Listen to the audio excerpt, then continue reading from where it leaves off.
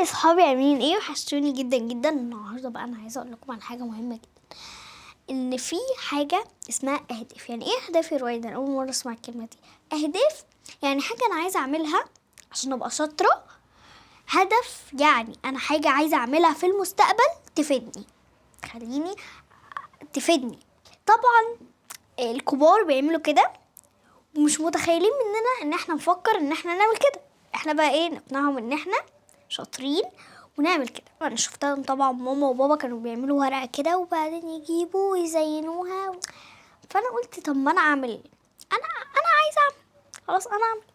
رحت جايبه ورقه، جايبه قلم. طبعا مفيش حد صاحي وانا كنت انا قاعده لوحدي بقى كده. وجبت اللون المفضل ليا اللي هو البينك. وبدأت بقى ان انا يعني زينت الورق كده، وبعدين كتبت جوه السكوير او اهدافي بقى، اللي هو مثلا اوريها لكم اهي، اهداف العام الجديد. تمام. وفي الاخر بعد ما بتكتبي الهدف تروحي عامله ايه؟ دايره صغنطوطه كده، لانك لما تعمليه تروحي عامله عليه صح زي ما انا هنا. يعني ايه عملت ده؟ بس يعني عايزه اقول لكم حاجه، مش معنى ان احنا بنستهجى بننسى مثلا حرف زي اهداف، ممكن ننسى الفاء مثلا، ممكن ننسى نكتبها. منجيش بقى نقول ايه ده احنا بقى شكلنا كده ما بنعرفش نكتب، فما اعملش احسن عشان ما فيش حد هيبقى فاهم. وانت بتعملي رسمه حد هيشوفها هيقولك هو حلوه ولا لا؟ انت بتعملي حاجه لنفسك. المهم انت تكوني فاهماها وعارفاها، وعارفه انت كاتبه ايه، وعارفه انت هتعمليها امتى، وعارفه ان انت هتعمليها. بس انا برضو عملت اهداف لنفسي. عملت اول حاجه سكوير كده،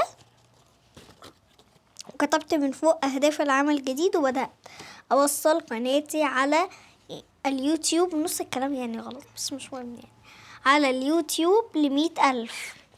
اوصل قناتي على الفيسبوك ل1,000,000. انام انا دخلت الكلام في بعضه. المفروض ان دي تبقى في تنظيم الوقت. مش عارفه صوتي ماله. تبقى في تنظيم الوقت، بس انا دخلتها في اهداف العام الجديد. مش مهم بقى. انام الساعه 10 مساء. استيقظ، لا، استعمل الهاتف ساعه واحده في اليوم. وده طبعا بعمله كتير يعني، او ساعات يعني بستعمل شاشه وما بستعملش التليفون. استيقظ في مش عارفه صوتي ماله. استيقظ الساعه 7 صباحا. طبعا صباحا شكلها 5 مش صباحا 5. فبرضو اصحابي ممكن يكون حد هدفه ان هو يجيب الدرجات النهائيه في الامتحان مثلا. المهم يا اصحابي، واحنا صغيرين يكون عندنا اهداف حتى لو هدف واحد. حاولي تعملي. يعني قبل يعني كده مسكت الورقه عملت 3. رحت لبابا قلت له بابا فكر معايا، انا عملت 3 بس انا عايزه اعمل 6. قال لي ليه؟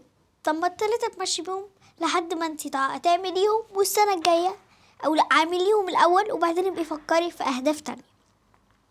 هو لو حتى هدف واحد اعمليه الاول، ولو خلص بسرعه اعملي غيره، فكري في غيره واكتبيه على الورقه واعملي غيره. مهم حتى واحنا صغيرين يا صحابي ان احنا نتعود ان احنا نعمل كل سنه اهداف. وحتى لو خلصتي مثلا مش لازم تبقى حاجه كبيره. في بقى اهداف تانية اللي هي اهداف مثلا انا عايزه بابا السنه دي يجيب لي كذا كذا كذا. طب ليه؟ او انا عايزه اجيب لعبه السنه دي. ده مش هدف. احنا بنقول مثلا هدف ان انتي تنجحي في حاجه، هدف ان انتي تعملي حاجه مفيده. وده كمان هيعلمنا النظام لما نكبر، ويخلينا لما نكبر نبقى واثقين من نفسنا كده وعارفين حاجاتنا. ومثلا وانتي بتكتبي تلاحظي ان انتي بتقعدي طول اليوم يعني طول اليوم على التليفون، وفي اخر اليوم بتنامي. بس وانتي بتكتبي كاتبه زي كده مثلا استعمل الهاتف. معرفتش اكتب التليفون فكتبت الهاتف. يعني استعمل الهاتف ساعة واحدة في اليوم. ده حاجة يعني كده. ممكن يكون هدف واحد او هدفين او هدف قليل، زي مثلا انا عايزة الاجازة دي ان انا اصلي بانتظام. ده هدف حلو وجميل وكمان مفيد. اي هدف مفيد اكتبيه، مش لازم يكون هدف كبير.